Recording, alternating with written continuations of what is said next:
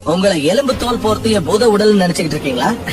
மறுபடியும் சிந்திச்சு பாருங்க. நீங்க ஒரு ஆன்மா, மாபெரும் சக்தி வெளியில இயங்கிக்கிட்டு இருக்கிற ஒரு ஆற்றல் தளம். நம்ம ஒருத்தரோட ஒருத்தர் இணைக்கப்பட்டிருக்கோம். அதை நம்மளால பார்க்க முடியாது. இது புற வழின்னும் இது அக வழின்னும் தனித்தனியா எதுவும் இல்ல, எல்லாமே இணைக்கப்பட்டிருக்கு. இங்க பிரிக்க முடியாத ஆற்றல் தளம் தான் இருக்கு. பெரும்பாலான சமயங்கள்ல இந்த பூத உடலாலும் பௌதிக ஈர்ப்பாலும் நம்ம கவனம் செதறிடுது. உங்க ஆன்மாவை தற்காலிகமா சிறை வைக்கிற ஒரு சாதனம் தான் உங்க உடம்பு. ஒரு அறையை நிரப்பக்கூடிய அளவுக்கு உங்க ஆன்மா ரொம்ப பெருசு. நீங்க ஆதி அந்தம் இல்லாதவர். நீங்க தான் சக்தியின் பிறப்பிடம். மனுஷ ரூபத்துல வடிவமைக்கப்பட்டுள்ள கடவுள் நீங்க தான். நீங்க ஒரு கச்சிதமான வடிவமைப்பு. ஆன்மீக ரீதியா சொல்லணும்னா நாம கடவுளை போல உருவாக்கப்பட்டுள்ள அவரோட பிம்பம். பிரபஞ்சம் தன்னோட உணர்வு நிலையை வெளிப்படுத்திக்கிற மற்றொரு வழிதான் நாமன்னு சொல்லலாம்.